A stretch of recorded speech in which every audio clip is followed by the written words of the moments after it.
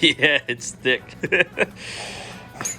Is the turbo diesel thick, or do these wheels not turn, or is this stand vastly undersized for this engine? So we've gotten to this stage, guys. Stick around because we're going to show you what we had to go through to clean it up and get it ready to essentially drop into a Datsun. The diesel 2JZ is an OM606. These came out of Mercedes from the 90s. They have extremely strong internals, are capable of 500 wheel horsepower on stock internals and over 6,000 RPM. We have our fancy pants pump. Big shout out to Diesel Pump UK. Yeah, they gave me a sweet shirt too. They're responsible for the pump, which is pretty much all you need for the power, and all the little accessories, the adapter plates, things like that. But to get it to this point, there's a lot of weird little things you have to do. All mechanical, no electronics. I got nothing else to say. Let's start with cleaning these ports, which was absolutely atrocious and awful and disgusting. I think that it had a, what's that vet? Is it EGR? Something like that was leaking, and it was just wet, and wet and diesel do not mix. And anyways, take a look at this.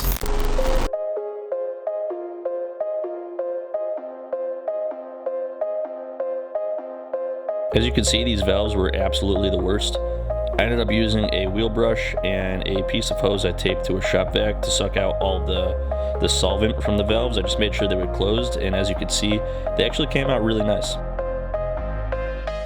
Okay, so we're doing the dreaded glow plugs. You know, diesels obviously don't have spark plugs. And you can see that we're pretty successful in getting these out. It's a pain in the ass, but we got a good method. Now here's the thing. These would snap off if I tried to do it with a regular wrench. So what we're doing is I'm using this impact to break that carbon, but I'm going slow like this so it doesn't just twist the head off.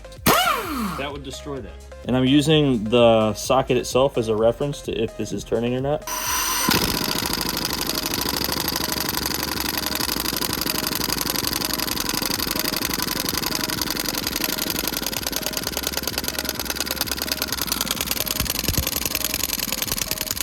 Very slowly.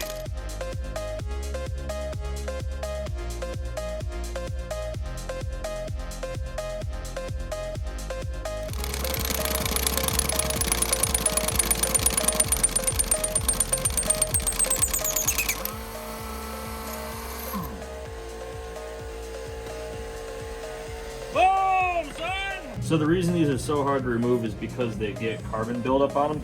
So I'm going to show you how this tool works in a second, but you can see all of this black soot.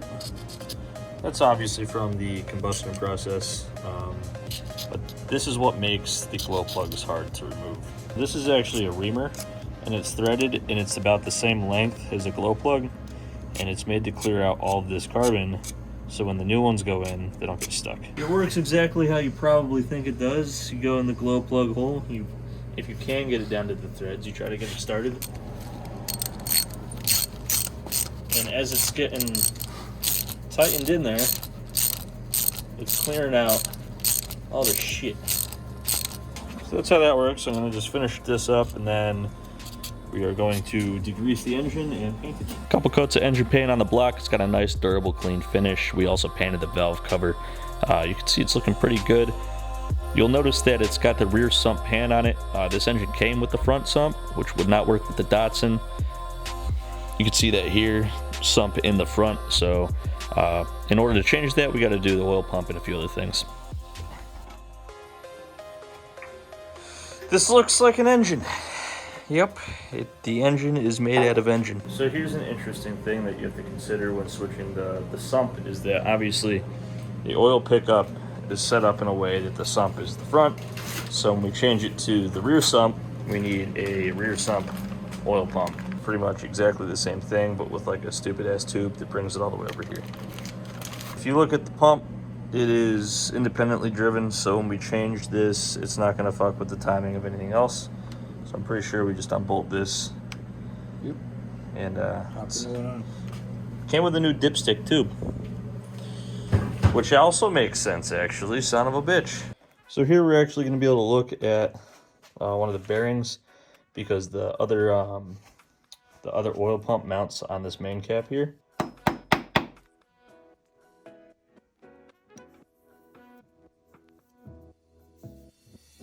And that looks pretty much brand new.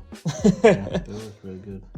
All right, so the goal for today is to get everything buttoned up, and that means installing the mechanical injection pump.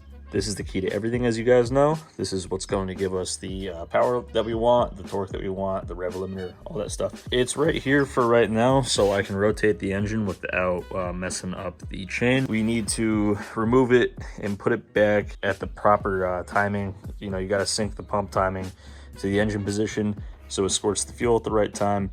So we're gonna get to doing that. It's on right now though, so I can finish the oil pan install. We got the new pump on, but I need to take off the flywheel, which means I need to rotate the engine so I can get to all these bolts, and I don't want to mess anything up, so temporarily slap this on just so I could do that. So with the flywheel out of the way, I can get to the rear main seal. If you have your engine on a stand upside down with the pan off, you have access to the rear main. It would be stupid to not do it. Luckily, we have a master seal kit and a new rear main. So 200,000 miles and still soft. This probably would have held for a long time, but like I said, if you're here already, I'll replace it. Okay, rear main done. Oil pan gasket lined up. Let's put on the new piece. Well, it's timed, and we forgot to film any of it. I mean, I'm not used to working here in the garage. Devin's back, by the way. Well, yeah, and this kind of sucked a whole lot. Required all hands. Let me explain a little bit of the process. I don't know if you guys are going to be able to see in there. Oh, yeah, you can. See that little line that's right in the middle? That's your timing mark for the pump. You want that right in the middle when the engine is at 10 to 12 after top dead center in this direction. We haven't messed with this or adjusted this or anything. This is still factory, so we assume it's accurate, and if that's the case, then we are right between 10 and 12, right on the dot, and that's in the middle. So what you're supposed to have is a little tool that locks this. It locks it right where it's supposed to be. We don't have that, so what did we do? Just took it on and off like 40 times. Eventually it landed in the splines, this piece over here behind this left-handed threaded. It's so weird, left-hand threads. But right behind the left-hand threads, sprocket for the pump is splined, and we eventually got it to land in the right splines. So do you need the tool? Not really. Would it make your life way easier? Hell yeah. Do you recommend the tool? Yeah. The rest of the fine adjustment can be done with this right here. You twist this clockwise to lower the pump, or tilt it this way, counterclockwise to bring it that way, and that'll change the timing of the pump just a little bit.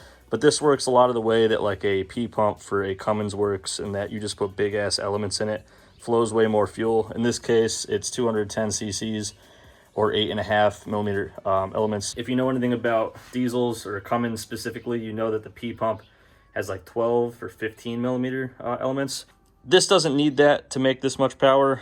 That would actually just cause so much smoke, and it would be pretty much useless, except for if you were trying to make a drag car and you were just wide open all the time. So 8.5 millimeter elements should be good for over 500 wheel horsepower if we choose. All of that's adjustable on this. This is the fuel enrichment ALDA. So as you hit boost, this is connected to boost reference. This will essentially increase the position of this stop, and it'll make it so this has more travel, and you get more fueling depending on your boost levels. So that's as far as my knowledge of this pump goes. Everything else that has to do with this is pretty much just black magic. All we know is that you turn it to make it faster, and that's all you do, and that's really fucking cool. You show up to the dyno with just a few flathead screwdrivers, small wrenches, and Allen keys, and you could tune your car. So we're pretty hyped on that.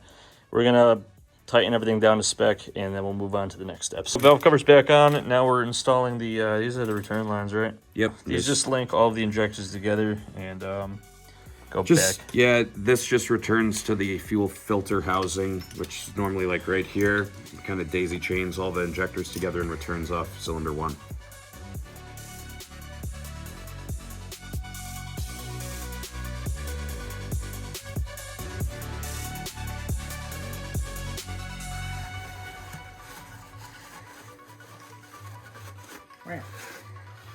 Holy shit. That looks pretty sick. All right, anyways, we're gonna wrap this up right here, and next time we come back, we're either going to be putting the transmission on or trying to start it on a pallet. But not much else to do. Sorry about the discombobulated footage we're getting used to filming at the house again, but it will get better. Anyways, Devin's going to pick a winner for this video's giveaway. This video's winner is Justin Malone. All right, Justin, hit us up at Teamboosted at boostedshades.com or through any of our social media platforms, and we'll get back to you and ship you something. If you guys don't know what I'm talking about, we give away stuff from boostedshades.com every single video. If you want to win, all you got to do is like, subscribe, and leave a comment. The comment could be anything, but we like to ask you guys stuff just to encourage commenting a little bit more. This video's comment, or question rather, is we initially bought this as kind of like a budget project. What ended up happening, Devin? Well, we calculated it at $5,000, ended up being $10,000. So we doubled our budget. Double it, and that's kind of the golden rule. I have this theory that the pay-to-play price for 500 horsepower or 500 wheel horsepower is about $10,000, and there's no way to get around that. No matter what engine you use, you're always going to run into little things that you didn't know you needed. If it isn't the engine itself, then it's the drivetrain components to make sure they don't, nothing explodes. It's, the fuel system, it's something like that. In this case, we vastly underestimated the adapter and drivetrain components to this, and a few other little things, some things that we messed up, but anyways, it was double what we thought it would cost. So we want to know what's the worst you've ever done on calculating a budget. Yeah, well, is there a project that you've had that you really underestimated how much it would cost? But that's going to do it for this video. Yeah, as always, guys, thanks for watching. We'll see you next time.